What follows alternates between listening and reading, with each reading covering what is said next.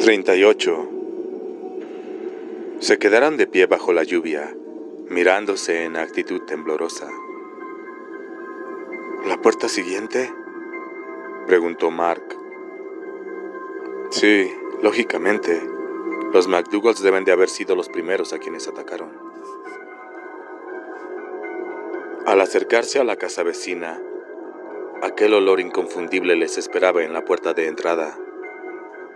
El nombre escrito bajo el timbre era Evans. Jimmy los conocía. David Evans y su familia. Él trabajaba como mecánico en la sección de automóviles de Sears, en Gatesfold. Jimmy lo había atendido un par de años atrás, por un quiste o algo así. Aunque allí el timbre funcionaba, nadie contestó. Encontraron a la señora Evans en la cama. Los dos niños estaban en una litera de su dormitorio, vestidos con pijamas idénticos, estampados con personajes de la historieta del osito Winnie Pooh.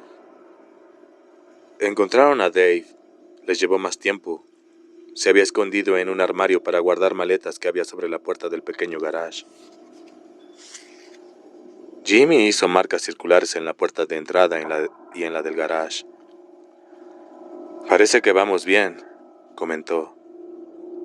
¿Podrías esperar un momento?, preguntó Mark. Me gustaría lavarme las manos. Claro, a mí también me gustaría. Y no creo que los Evans tengan inconveniente en que usemos su cuarto de baño.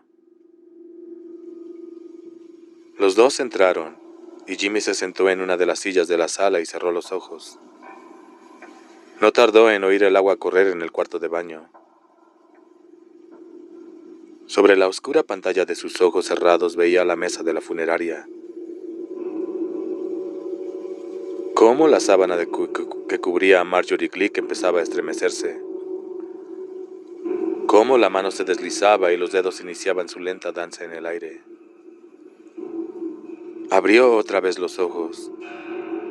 La casa donde se encontraban estaba en mejores condiciones que la de los McDougall. Más pulcra, más cuidada.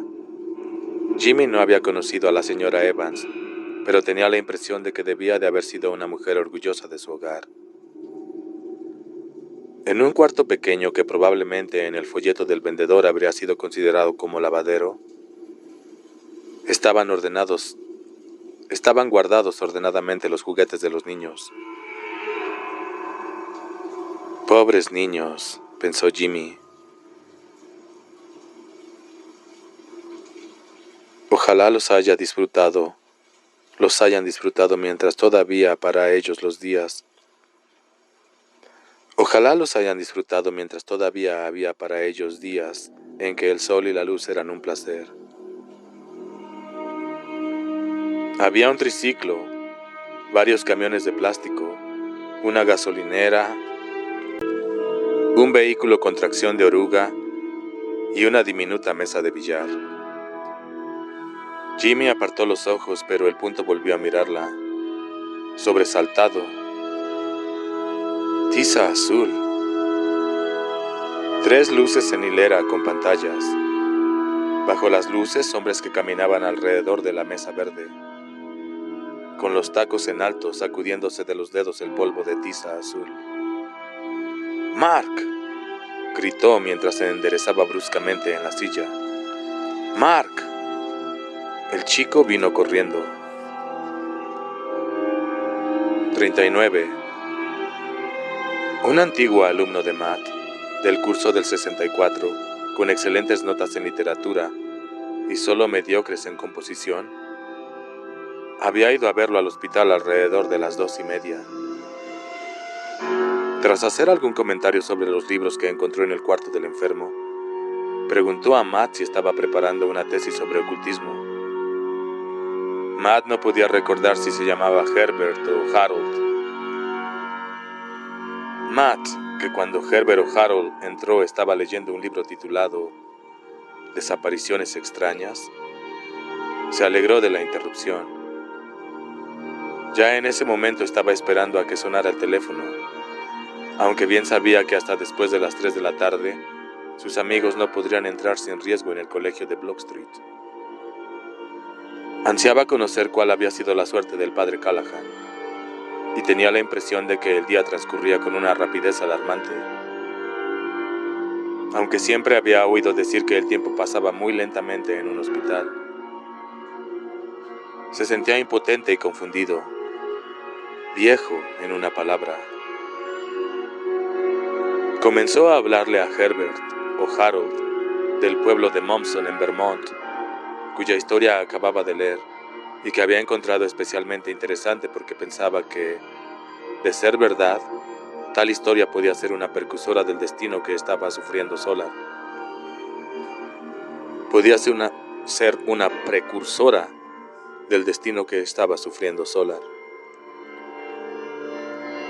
Todo el mundo desapareció, informó a Herbert o Harold, que lo escuchaba con cortés, aunque no bien disimulado aburrimiento. No era más que un pequeño pueblo rural al norte de Vermont, al cual se accedía por la Interestatal 2 y por la 19 de Vermont. El censo de 1920 arrojó una población de 312 habitantes. En agosto de 1923, una mujer de Nueva York empezó a preocuparse porque hacía 2 meses que su hermana no le escribía. Ella y el marido acudieron ahí hasta allá en coche y fueron los primeros en contar la historia a los periódicos. Aunque no me cabe duda de que los habitantes de alrededor estaban ya al tanto de la desaparición desde hacía algún tiempo. La hermana y el marido habían desaparecido al igual que los demás habitantes de Mommsen. Las casas y los establos seguían en pie, y en una de las casas la comida aún estaba servida en la mesa. Por aquel entonces fue un caso bastante sensacional. En cuanto a mí, no me habría gustado quedarme a pasar allí la noche.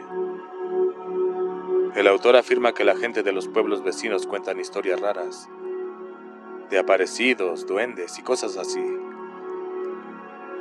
Algunos cobertizos de las afueras tenían pintados en las paredes cruces y signos contra el mal de ojo, y pintados siguen hasta hoy.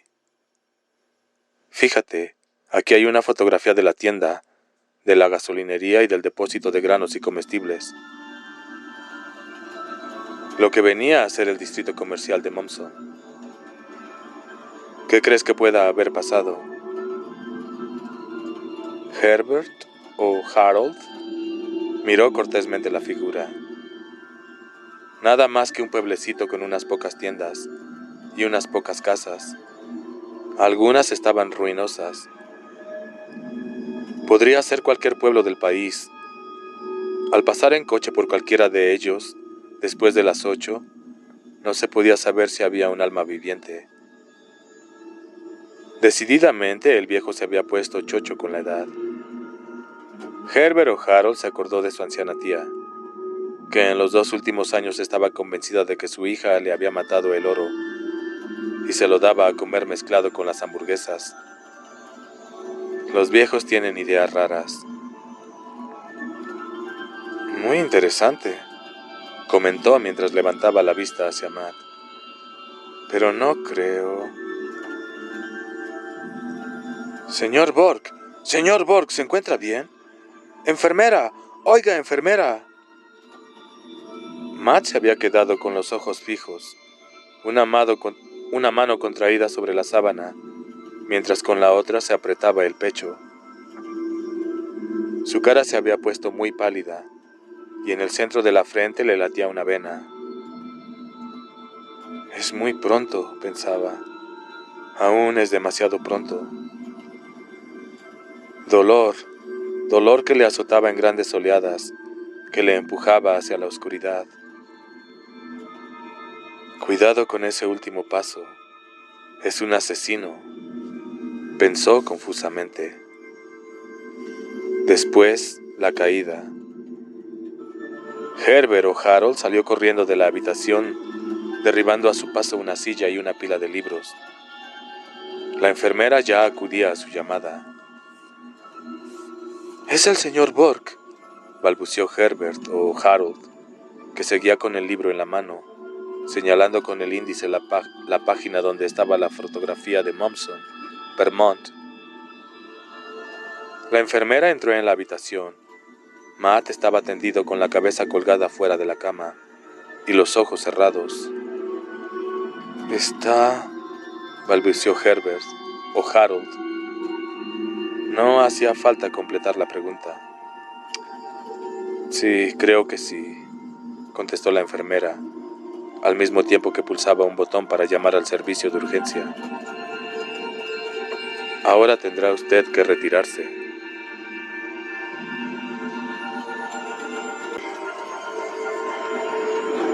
«40. Pero en Solar no hay sala de billares», objetó Mark. «La más próxima está en Gateswold. ¿Tú crees que iría hasta allá?» «No, claro que no. Pero hay gente que tiene una mesa de billar en su propia casa». «Sí, eso lo sé. Y hay otra cosa que no puedo recordar», dijo Jimmy. Se recostó con los ojos cerrados y los cubrió con las manos. Había otra cosa que en su mente se vinculaba con algo de plástico. ¿Por qué plástico? Había juguetes de plástico, utensilios de plástico para salir de picnic, cubiertas de plástico para proteger los botes durante el invierno. De pronto se formó en su mente la imagen de una mesa de billar envuelta en una gran funda de plástico para protegerla del polvo.